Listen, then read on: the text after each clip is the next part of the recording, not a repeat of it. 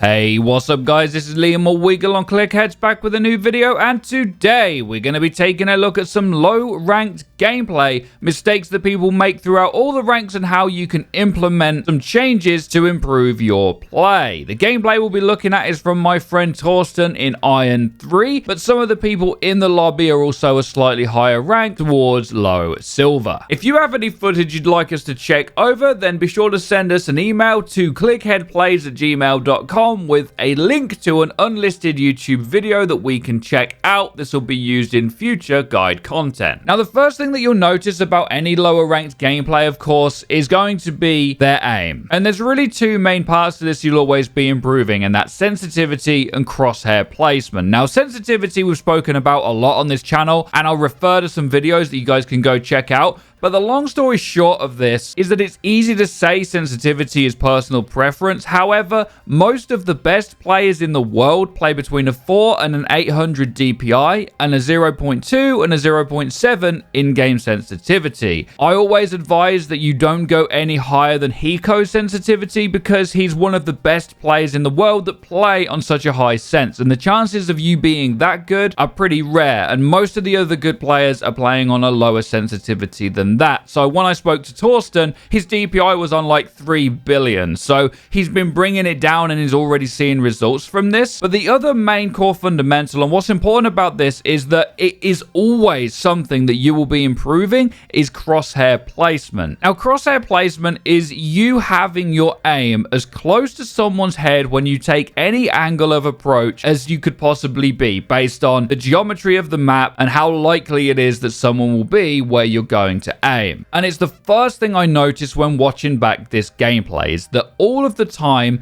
even when he's expecting somebody to come around a corner, he's never aiming at head height. And one thing that you should put into practice immediately is, even if you're not expecting someone to be around a corner, just always having that crosshair exactly where it needs to be. Now, I'm just a boosted YouTuber, but even if you compare his crosshair placement with mine, I'm only having to make these really small adjustments as I go around a corner when I see an enemy. And the better and better that you get at the game, all of your opponents are going to be better at this too, and you've got to be very careful, because if they have to make less of an adjustment in a gunfight than you do, you're probably going to lose out. Also, if you do keep your crosshair placement where it needs to be most of the time, that doesn't require you to have such a high sensitivity, and it gives you much more control on your mouse pad to adjust to them small little flicks when you want to shoot somebody in the head. This is the easiest thing to improve instantly, especially at a lower rank, and you will always be improving it as you go forward. Once you start to get better at crosshair placement in close to mid-range gunfights, the difficult part actually comes in when you've got to get the crosshair placement right when there's elevation involved, or at a very long distance. This is something that I'm personally working on, and again, the second that I get it wrong in a game, I get severely punished for it. One of the better drills I've seen just trying to teach people crosshair placement is to use Sage Wall in the training room to block off the bots, and then you can peek around making sure that your crosshair is always at head height. This will give you a really good baseline crosshair placement muscle memory that you'll then be able to expand upon.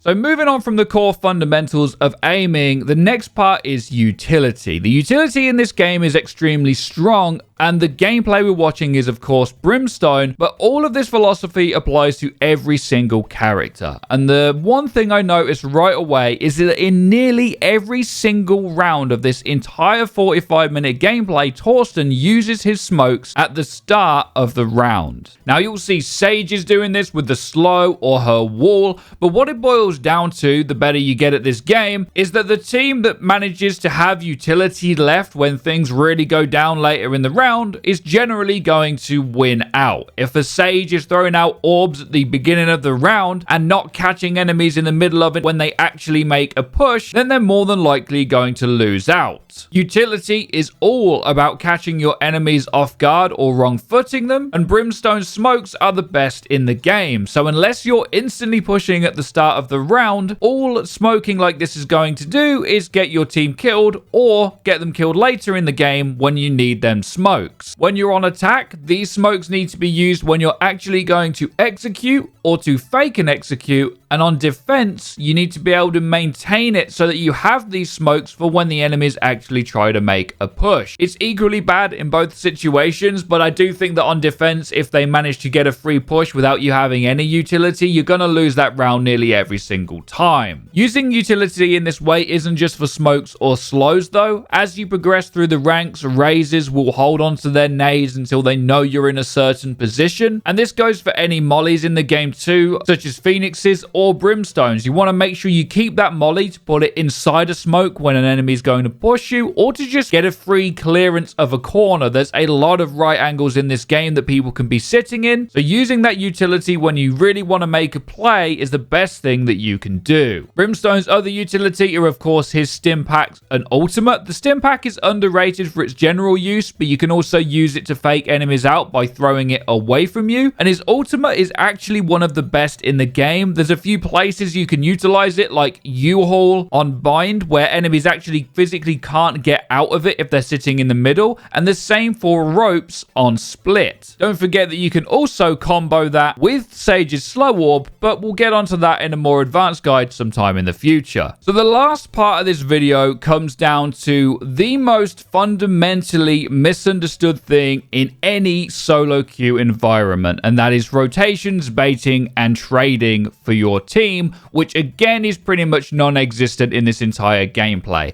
Now, all of the rounds that Torsten and his solo queue buddies managed to win basically boil down to they all just happen to go to the same place together at the right time and trade, and that's pretty much it. It really is that simple. And when you break down the other rounds, you can see where these issues come in, and the main one for Torsten is actually baiting. Now, the word baiting can be used in many different ways. It can mean tricking someone into checking an area that you're not in with utility to bait out the kill, but most importantly in a attack shooter like this, baiting is where you use your teammate's position or even getting them killed to secure yourself a frag. Now, this can be fine, and this is called trading, but neither of these things happen in this entire game. They don't peak together, and they don't trade for any kills. Most of the time what happens is Torsten is too worried about people coming up behind him than he is with trading with his teammates. And likewise for his teammates too, they'll either go in too early on short when Torsten and the other guys aren't up long yet, and they're never set up to get kills, and they get picked off one by one.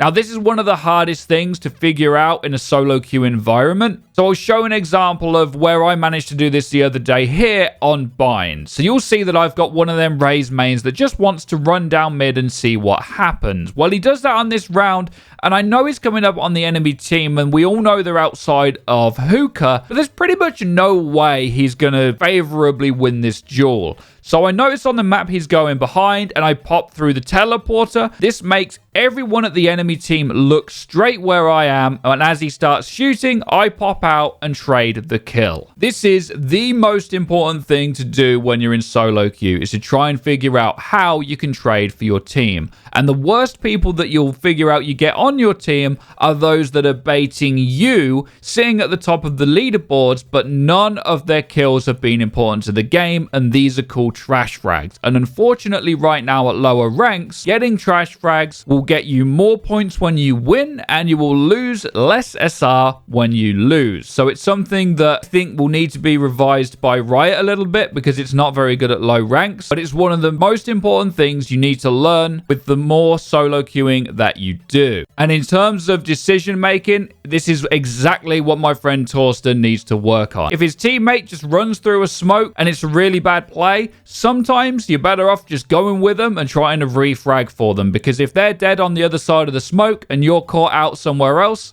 you're not going to clutch the round 1v5 in most situations anyway. My recommendation and the easiest thing to do at a lower level of play will be for you to just peek with your teammates. Just communicate with them that we're going. If you're going first, make sure you've got them trading for you. And if that isn't succeeding, we'll ask them to go first and make sure you trade for them. Now, just briefly, I'd like to touch on economy. We will do a much more in-depth guide about economy in the game, but talking about how much utility defines the game shows that you need to manage your your economy effectively. And in this game, most of Torsten's team, or half of them at least, are half buying most rounds. They either don't have full armor, they don't have a really good gun, or they don't have their flashes or their smokes or their mollies or their slows. And with how important this is, especially as you rank up, it's something that's very good to learn early on. Sometimes it's okay to force up when 3 of your team can buy an AK and you know that the enemy team can't buy so well. But seeing Torsten run around with a Spectre or worse in a lot of these rounds is just one of the biggest reasons that they lost this out so convincingly. So guys, let us know what you think. A lot of this stuff is fairly basic, but I think it's core and fundamental to a lot of people that are going to be picking up Valorant. So I hope it helped you out. Be sure to drop a like if it did, and be sure to hit the bell icon next to the subscribe button so that you get notified